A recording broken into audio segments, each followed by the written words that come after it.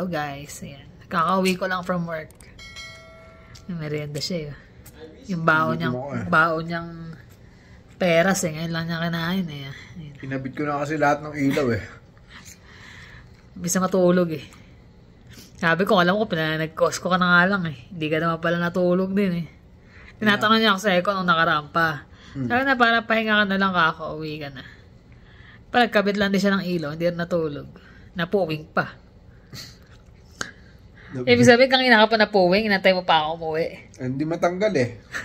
Kahit inalamusa mo na? Uwe. Dinilat ko na nga sa tubig eh. Sumisid na ako eh.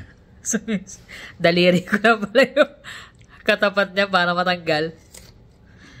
Sabi ano na eh, nandito na sa dulo eh. Sakit na. Hindi na halos maano. Yan na, sobrang liwanag na ng bahay. Ako yan, magluluto. Magano lang ako. Korean na fried chicken. So yan, magano lang to. Mamarinate ko lang to. Chicken thigh. Marinate ko lang siya ng gochujang at saka barbecue marinade. Tsaka sesame oil. Ito yung gochujang na ilalagay ko para medyo spicy. Tsaka ito. Pero kalbi pang yan eh, pang beef. Konti lang naman. Tapos gagawa ako ng breading. Breading niya is flour, garlic powder, onion powder. Ito na guys. Yan yung mabilisang lutuan. Ito na yung chicken. Dapat ito tosto sa sauce eh. Pero hindi ako mahilig sa sauce. Gusto nila. So, nagano ako nung marinade. Chicken barbecue marinade. Tsaka gochujang at tsaka sesame oil. Para ito toast na lang nila kung gusto nila. Tapos, kimchi fried rice. Kimchi na may yan. May green onion at tsaka anong tawag mo doon? Yung spam na tosino yun nandyan namin eh. Tsaka yan. Pickled radish. Ito yung pinagagawa niya ngayong hapon. Kaya hindi na siya natulog. Mas maliwanag na. Mas maganda ng noon parang dilaw na dilaw. Yan pa kayo mga pinagpalitan. Hindi pa naliligpit. Yun. Ito mas maliit yung kinabit niya rito sa sa hallway. Papunta sa kwarto ng mga bata. Yan, kita na yung mga laruan niya. Pero gusto na ako niyang bilihan ng to eh. Ilaw. Ito nga yung computer, hindi na nagagamit eh. Tagal na yan. Napakatagal na. Yan. Star Wars. Kasi dito, pagka kasi, medyo madilim dito nung dilawang ito ang kwarto ng dilaw eh. Kay Jonas, dito kay Jermaine. Ayan. Ngayon at least maliwanag na. Kanyang collection. Star Wars. Isang malmal na ay, sa taas. Stormtrooper. Aliens. Wala pa yung sa baba niyan. Sa bagay, nakita nila yung sa baba eh. Ito yung mga sa taas niya. Siksikan na sila. Ang alikabok mga eh. Paano? Hindi mo hindi mo tatanggalin mo lahat uli yan. Kailangan para balik eh. Puro Star Wars yun. Ang ganda yung nasa baba. Ninja Turtles. Ninja Turtles. Yan. Ito yung figure ni Carla. Tas ko yung katabi ko. Dalawa tayo. Beck and Kai. Ito. Yan. Kanyang mga... Yung ito eh. Yung Pilipinas eh. Itong alien na ito. May natira pa pala galing sa Pinas. Itong alien na ito. Tapos yan yung mga... Iba niya. Sa akin sa taas. Yung mga cute. Ito nga, hindi pa namin nabubuo. Bigay ni Olive. Bigay nila Olive. Yung favorite niya yun. Si Patrick. Tot mo yun ang favorite ko yun. Si Grogu. Ito yung mga Predator. Kabila Predator din. Movie franchise yung Predator. Yan. Marvel. Ito yung pinakamalaking Marvel Legends na regalo niya sa akin. Kailan may Pasko last year? Hindi, 2 years na yun. 2 years na ba? Laki. Sakop niyo 2 level eh. 2 level. May ilaw to eh. Wala ng battery. Meron pa. Si Galactus. Yan. Yan. Yan ang mga ano. Siyempre, si Michael Jordan. Jordan, galing ng Pinas. Ganda ko ano yun eh. Pinas to, di ba? Amoy tayo. Tapos si Jonas Binlam, si Curry. Baka makalimutan mo din ilaw. Namamatay mag-isip. Okay. Tapos na niya. Kitang-kita na yung ano. Yung ilaw. Kaya mo na yung mga anak mo dyan. Paano mo lang. Wala si Jonas. Nanonood ng concert kasama. Si Emma. Anong concert? Hindi ko alam eh. Concert daw. Kita-kita ng mga toys mo rito. Liwanag na sila. Saan mga ako? Malaglag naman tayo. Pangit talaga ito. Nagigilaw. Kulit-kulit eh. Hindi makita yung ano eh. Sobrang liwanag, nagkakaroon ng ano. Nakikita yung mga noo natin malaki. Lahat ng kailangan pala ito medyo madilim para hindi kitang kita yung mga Alin? mga noo natin, nagkikinangan.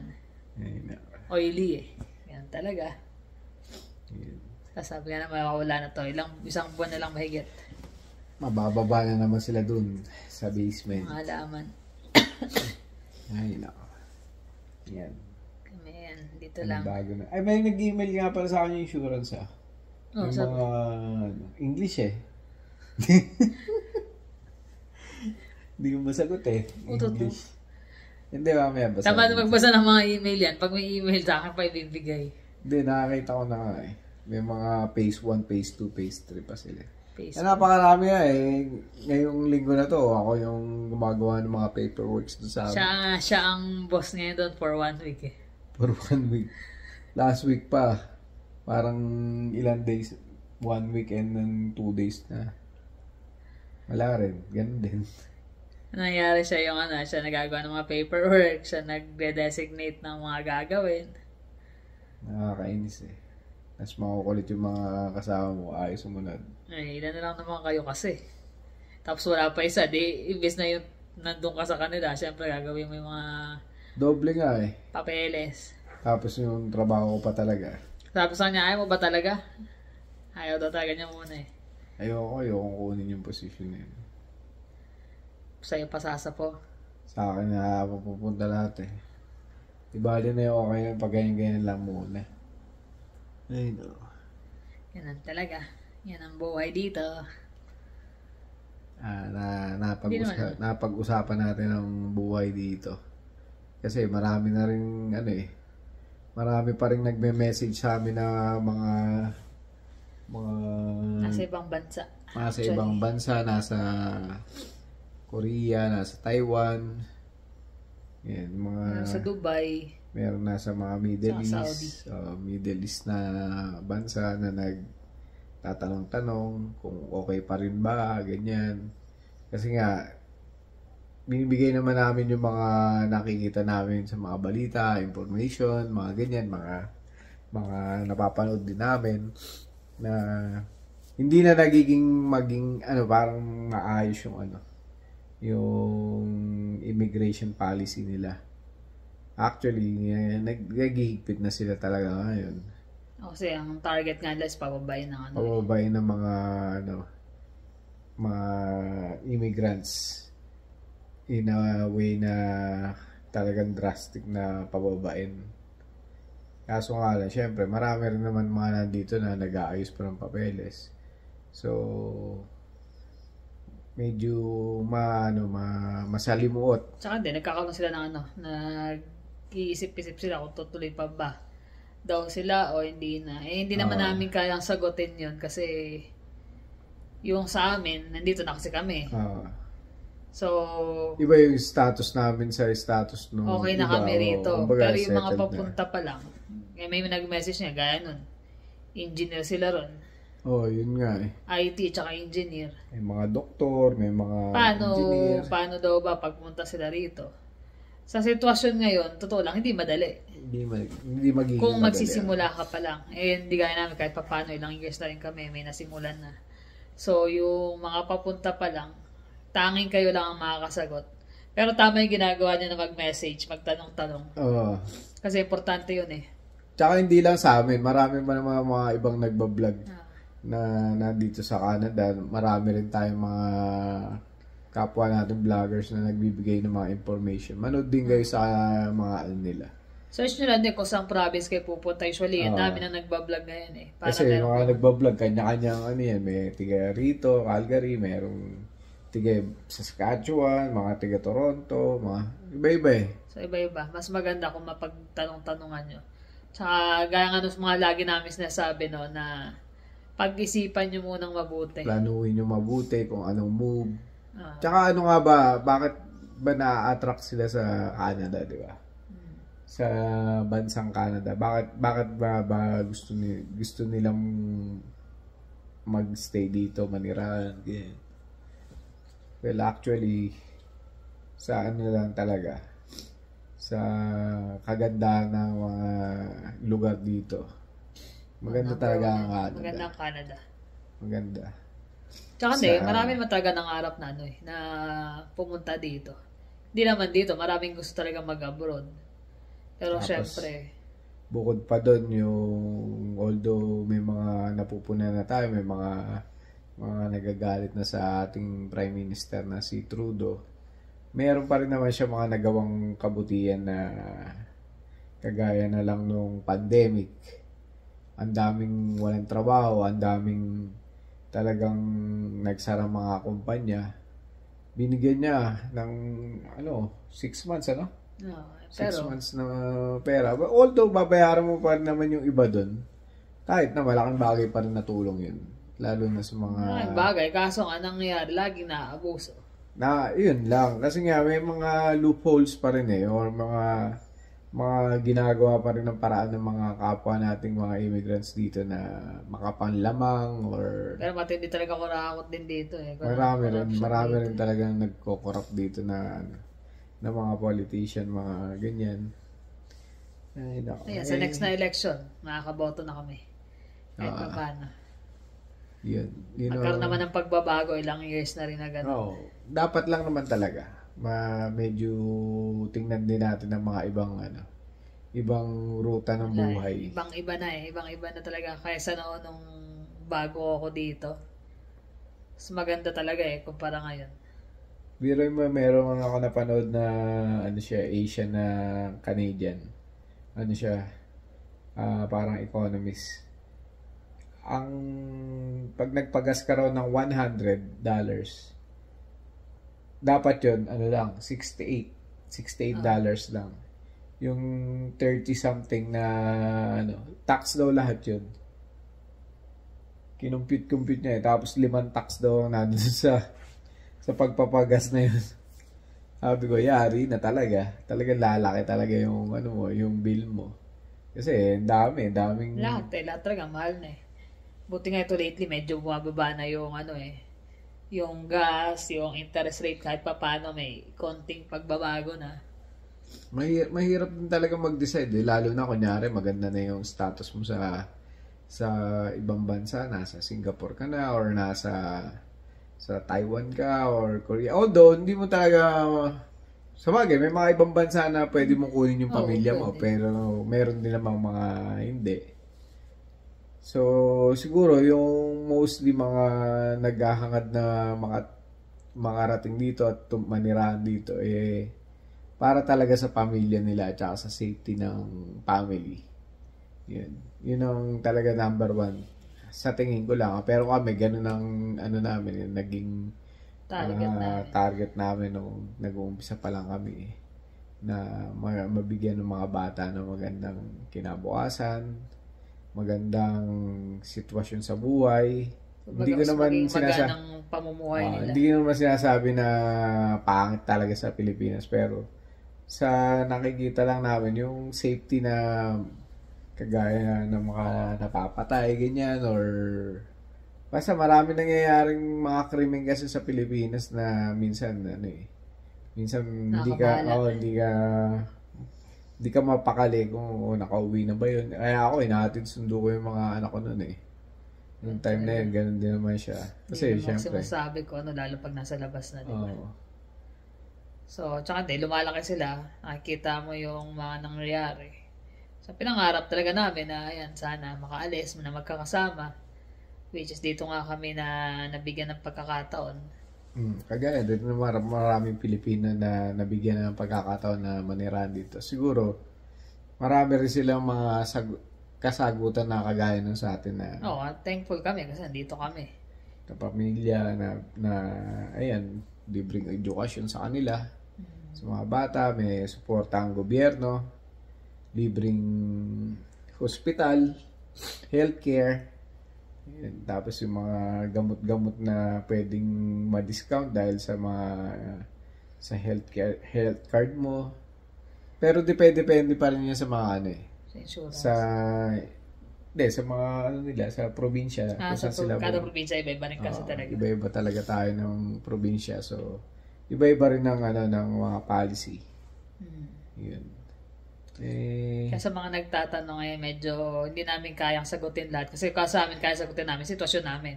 Tsaka yung nakikita lang namin sa mga napapanood namin.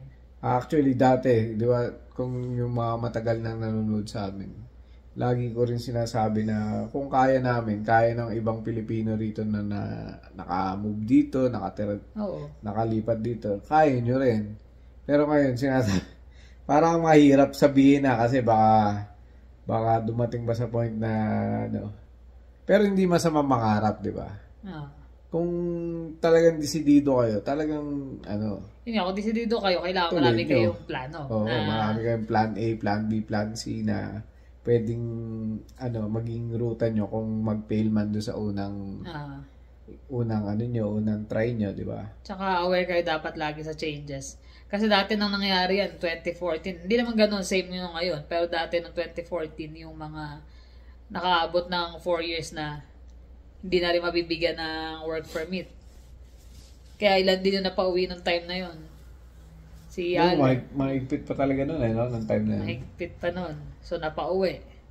Ilan din yung mga nag-alala nun na takot na yung paano mangyayari, 4 na taong pa nagsakripisyo tapos bigla na magkakagan. Pero after nun, after a year lang, tuloy-tuloy na.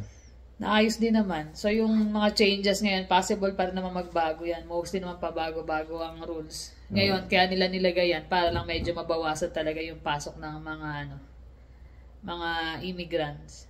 Dahil nga sa Sa kulang ng housing. Kulang ng housing, maraming Walang mga trabaho. illegal na ginagawa, ganyan, mga bagay na hindi dapat. Binabago kasi ng mga ibang immigrants yung kultura ng Canada. Imbis na yakapin mo yung kultura nila dahil nakikitira ka sa bansa nila, dinadala nila rito yung yung mga kultura na hindi naman maintindihan ng mga Canadian talaga. Although lahat naman tayo mayroong mga ganung bagay, diba? Lahat ng bawat immigrants. Hindi naman tayo particular sa isang immigrant na itong mga lahi nito, ganito. Lahat naman tayo meron din talaga eh. Oo, sigurado yun. Kaya, nasa inyo na guys, sa mga nanonood na nagtatanong. Para isang sagot na lang. Kung susugal ka pa ba papunta rito? Kung alam mo naman na walang linaw or alanganin pa ang sitwasyon. At kung maganda naman talaga yung sitwasyon mo na sa Pilipinas or sa ibang bansa, bakit susugal ka, di ba? Pero nasa inyo yun. Nasa sa inyo yun. Iba-iba tayo ng pananaw sa buhay. Lahat naman tayo sumugal din talaga na mag-abroad. So, iba-iba na naging sitwasyon, iba-iba lang naging outcome. Sabi nga paano mo malalaman kung malalim yung ilog kung hindi mo lulundagin, di ba? Kung hindi ka da-dive dun. Yun Malay lang. mo, mababaw. Or malalim. Hindi mo masasabi. Tama. Kaya kailangan subukan. Paano mo malalaman nga naman ang magiging resulta kung di mo tatry? Oo. Pero malaga doon, kung pamilya kayo pupunta rito, pag-usapan niyo ng gusto. Isama niyo yung mga bata rin. Gusto niyo ba doon? Gusto niyo ba? Kaya niyo ba? Kasi may mga sitwasyon din na nahihirapan yung bata ma-integrate sa society or sa school or may mga nambubuli. Siyempre, maraming factors na pwedeng pagdaanan eh. Lalo na pagbago pa rito. Pero isipin muna nila kung paano talaga makapunta rito tsaka makapag-stay. Yun ang pinakamalaking pagsubok eh. Pag nandito na, medyo okay na yung kaya nyo ng yun eh. Mahirap lang talaga yung pagde-decision. mag-adjust. Paano kayo magde-decide. Siyempre, ayaw nyo naman magsisisori na sana pala sinubukan natin. Kaya ayaw namin din magbitaw talaga na huwag kayong ngayon kasi mahirap. Nasa sa inyo yan kung gusto nyo pa rin. Sa amin yan lang, sinashare namin yung mga nangyayari dito. So, basahin nyo rin yung sa mga news. Sa news, Pakinggan manood kayo ng news or yung mga ibang vlogger, panoorin nyo para makaano rin kayo ng iba't ibang, kumbaga, suggestion. Mabubuo nyo yung inyong decision sa mga ganong bagay. Siyempre, samahan nyo ng dasal kasi bibigyan naman niya kayo ng sign kung para saan talaga kayo. Kung anong dapat nyong gawin. Tama. Yun ang importante doon. Ay, nako. Ngayon, ganun-ganun dito. Which is kami naman, okay lang, tuloy lang kami kasi dito na kami, tagal na din. So, nakapag-adjust na, nakasettle na kami. At least. Sobrang thankful na may maayos kaming trabaho. Ano pa ba? Wala na, malalaki na yung mga bata. Wala na rin kaming mahihiling. Libang na lang. Trabaho namin, settle na kung tutusin. Stable ka na rin kami sa trabaho. Tagal na rin naman kasi. Kaya nga. So yun lang ang aming may sasuggest para sa mga nagpaplano.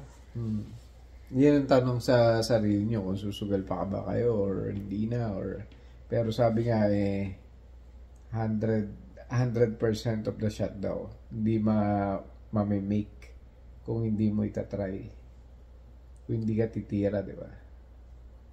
Yun. Parang basketball lang yun eh.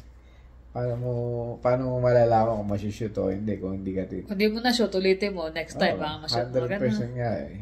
Kaya ganun yun eh. Kung hindi mo susubukang i-shoot, wala talaga. Kahit magantay ka doon, wala mangyayari. Galing ako mag-shoot. So, ilan naman guys. Purong kalokohan eh.